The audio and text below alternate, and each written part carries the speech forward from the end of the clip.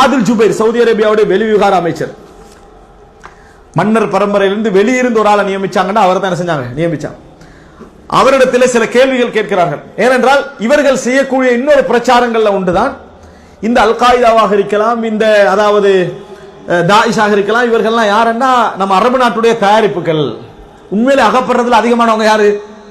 இந்த பாஸ்போர்ட்ல தான் அகப்படுவாங்க. இந்த நாட்டுக்குள்ள பாஸ்போர்ட் அங்கே மற்ற நம்ம இலங்கையில் அங்கே இந்தியாவில இருந்து அல்லாஹ் அக்பர் வந்து விஷயம் தெரியாம இறங்கினவங்க இவர்கள் தான் அங்க என்ன செய்வார்கள், பாஸ்போர்ட்ல என்ன செய்வாங்க, மாட்டுவாங்க அல்லது பாஸ்போர்ட்டை கிழிச்சிருவாங்க. மார்க்க அறிவில்லாமல் தேவையில்லாமல் உணர்ச்சி ஊட்டப்பட்டு அறிவில்லாமல் வளர்க்கப்பட்ட அநியாயமாக்கப்படுகின்ற இளைஞர்கள். அன்புள்ள சகோதரர்களே, இப்ப இந்த மாதிரி அகப்பட்ட உடனே இவர்கள் எப்படி எழுதுறாங்க தெரியுமா? இவர்கள் எல்லாம் அமெரிக்க கைக்கூலிகள், மத்திய உலகின் செல்வாக்கு நலவுகளுக்காக வேலை செய்யக்கூடியவர்கள் என்று எழுதுறாங்க.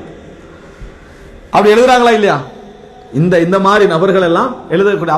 இப்ப கேட்கிறாங்க அந்த ஆதில் ஜுபைர்ட்ட, பாருங்க சகோதரர்கள், இதெல்லாம் சும்மா கதைகளாக சில நியாயப்படுத்தல்களுக்காக பேசுறேன்னு கூட நீங்க நினைச்சிடக்கூடாது.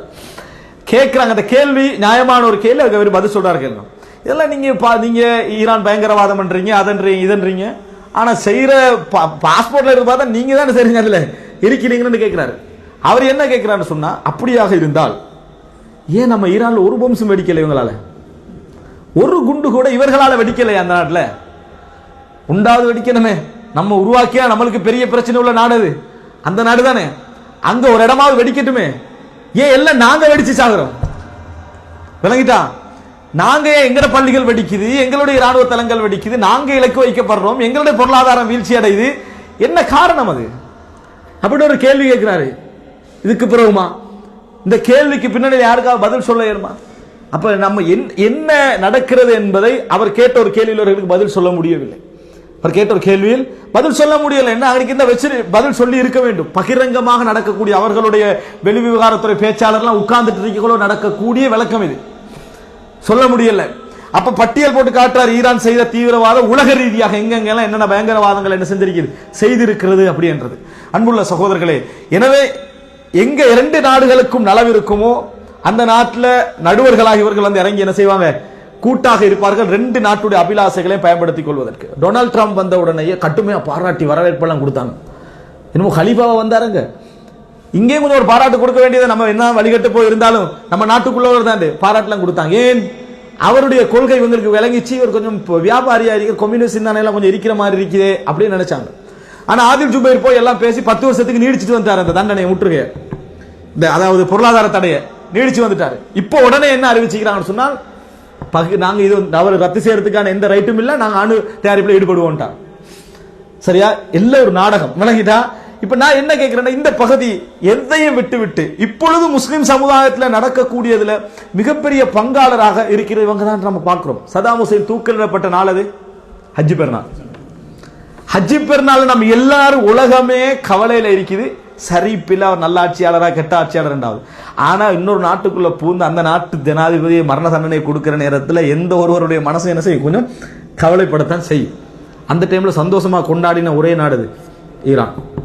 சந்தோஷமாக கொண்டாடின ஒரே நாடு. நம்ம சேனல் எல்லாத்துலயும் பார்த்து நம்ம ஒளிபரப்புல கொண்டு போய் தாங்க அவங்க ஒளிபரப்பின பிரஸ் டிவியில நம்ம கண் முன்னாலே செய்தோம், எல்லாரும் பார்த்தோம்.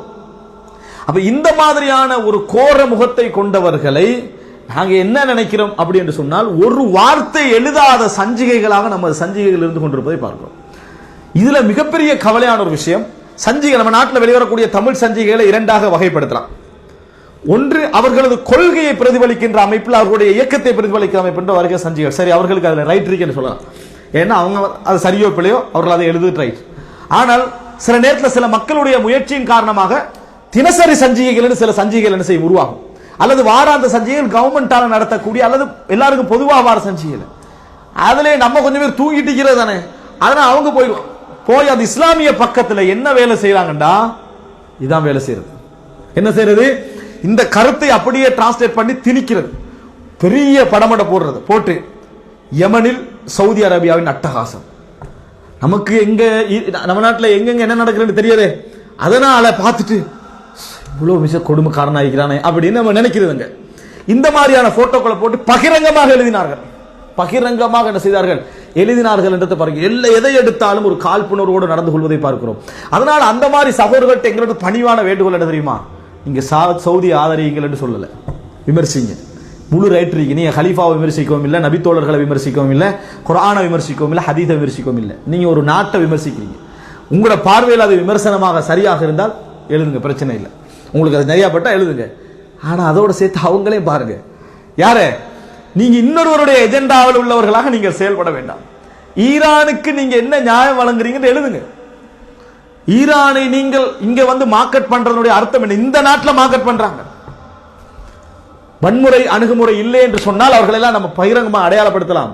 பேச்சுவார்த்தை அணுகுமுறை இருப்பதனால சொல்ற அன்புள்ள சகோதரர், இந்த நாட்டில் வந்துட்டு மார்க்கெட் பண்ணி கிடைக்கிறீங்க, என்ன லாபத்தை நீங்க அடைய போறீங்க? அதனால நமது நாட்டு மக்கள் ஈரான்ல போய் இறங்க சொல்றீங்களா, அல்லது இவர்களால நம்ம நாட்டுக்கு பெரிய வளம் என்று சொல்றீங்களா, அல்லது அந்த கொள்கை சரி என்று சொல்றீங்களா, அல்லது இவர்கள் விடுதலை தேடி தர போறான்னு சொல்றீங்களா? எதை சொல்றீங்க?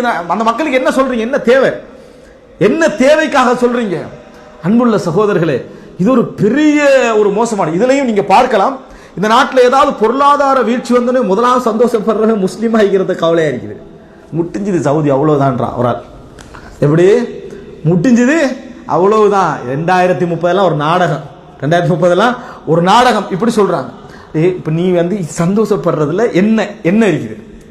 2030 சவுதி உனக்கு சந்தோஷம், இதுல என்ன இருக்குது? உனக்கு மறுமையில நன்மையா, அல்லது இந்த உலகத்துல நன்மையா, அல்லது யகூதிகட்ட ஆட்சி முடிய போது சந்தோஷமா, என்னதை நீ சொல்ல வாரா என்றது விளங்கல. என்னதை சொல்ல, அல்லது ஒருவேளை இவங்க அணு ஆயுதம் தயாரிச்சு அமெரிக்கா கடிதம் எல்லாம் எழுதலையே, சவாலுடைய, அதனாலயா? அன்புள்ள சகோதரர்களை, அணு ஆயுதம் தயாரிப்பதை விட்டு சில முக்கியமான வல்லரசு நாடுகளை தூரமாக இருப்பதனுடைய பாதிப்புகளை நாங்க காணல, அவங்க கண்டாங்க. அந்த பாதிப்புகளால் இந்த உலகம் செதர்னத்தை கண்டாங்க, இன்று வரைக்கும் அனுபவிக்கிறத கண்டாங்க. ஜப்பானுடைய பொருளாதாரம் எங்க இருக்குன்னு எங்களுக்கு தெரியும். வல்ல, ஆனா நேரடியாக பாதிப்பை கண்ட நாடு அது. தானே தலையிட்டு தானே அனுபவிச்ச நாடு. உலகத்துக்கு சண்டித்தனம் காட்ட போய் தானே அனுபவிச்ச நாடு அது. அதோட தலை குனிஞ்சதுதான். என்ன தலை குனிவது? கௌரவமான தலை குனிவு. நீ வேண்டிய, நான் இதுக்கு வரல, என்னட்ட ஈரானுவோ எனக்கு வேணாம் அப்படி என்று சொல்ற நிலை அளவுக்கு வந்தது. அன்புள்ள சகோதரர்களே, எதை எடுத்தாலும் அநியாயமான முறையில் பேசக்கூடிய நிலையை பார்க்கலாம்.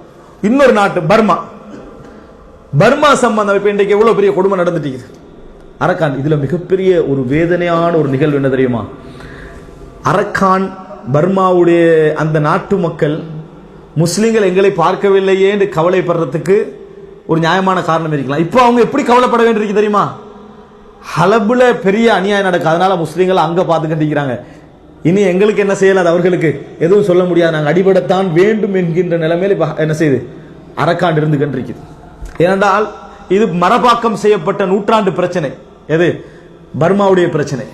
ஆனா ஹலப் இப்ப நடக்கிற பிரச்சனை. அதனால ஹலபை தான் பார்க்கணும், நாங்க அடிபட்டு மரணிப்போம் என்கின்ற லெவலில் அவர்களுடைய லைஃப் என்ன செய்யுது போய்கொண்டிருக்குது. அவ்வளவு வேதனையான நிகழ், அதாவது 2009-10 இருந்து நடந்து கொண்டிருக்குது. கொஞ்சம் கொஞ்சம் கொஞ்சம் கொஞ்சமா அந்த இனப்படுகொலை நடந்துட்டு வருது. ஏன் இனப்படுகொலை அவ்வளவு பயங்கரமாக இனப்படுகொலை செய்வதற்கான காரணம் என்ன தெரியுமா? நீங்க நினைக்கவன் அப்படி செய்யறதுல அவங்களுக்கு ஒரு மகிழ்ச்சி என்று சொல்லி, மகிழ்ச்சி 4 பேருக்கு இருக்கலாம், வெறி உள்ளவர்கள், அதெல்லாம் நோக்கம். செய்தி பரவணும், பயங்கரம் ஏற்படணும். தாத்தாரியர்களுடைய அணுகுமுறை தான். போற நேரத்தில் பயங்கரம் ஏற்படணும். தாத்தாரியர்கள் ஒரு ஏரியா பிடிச்சாங்கன்னா என்ன செய்வாங்க? டோட்டல் பெண்களை அடிமைப்படுத்த நாட்டுக்கு கடத்துவாங்க. டோட்டல் ஆண்களை ஒரு இடத்துக்கு வர சொல்லி எரிப்பார்கள். அந்த ஊரே பத்தி எரியும், ஊர் விட்டு போயிடுவாங்க. இவ்வளவுதான் அவங்களது. இந்த செய்தி கேள்விப்பட்டா எப்படி இருக்கும் அடுத்த நாட்டுக்கு? இதுதான் அணுகுமுறை. இந்த மாதிரி கொட்டுமை செய்தால் திருப்பி இந்த நாட்டில் வாழணும் யாரும் நினைக்க கூடாது. இஸ்ரேலிய கொடுமையெல்லாம் தலைகீழா மிஞ்சி போய்கின்றது. இஸ்ரேலிய கொடுமையெல்லாம் தலைகீழாக மிஞ்சி போய்கொண்டிருக்கக்கூடிய கொடுமை இது. ஆனா அதை எழுத யாரும் இல்லை. பலஸ்தீன்ல பாதிக்கப்பட்டா மட்டும்தான் பாதிப்பு, பலஸ்தீன்ல பாதிக்கப்பட்டா மட்டும்தான் பாதிப்பு. மற்றவங்க எல்லாம் முஸ்லீம்கள் இல்லையா? மற்றவர்கள் எல்லாம் முஸ்லீம்கள் இல்லை, எல்லாருமே பாதிப்பு. எல்லாரும் வேதனைப்பட வேண்டும். எல்லாருக்கும் ஒரே நாட்டை குற்றச்சாட்ட வேண்டாம். நீங்க அந்த நாட்டை சேர்த்து இந்த நாட்டை குற்றம் சாட்டுங்க, அந்த நாட்டை சேர்த்துக்கங்க. அதுல இருந்து விடுதலை பெற சொல்ல எந்த இதுவும் இல்லை. அவர்களையும் சேர்த்துக் கொள்ளுங்கள். ஏன் சேர்க்க முடியல? என்ன காரணம்?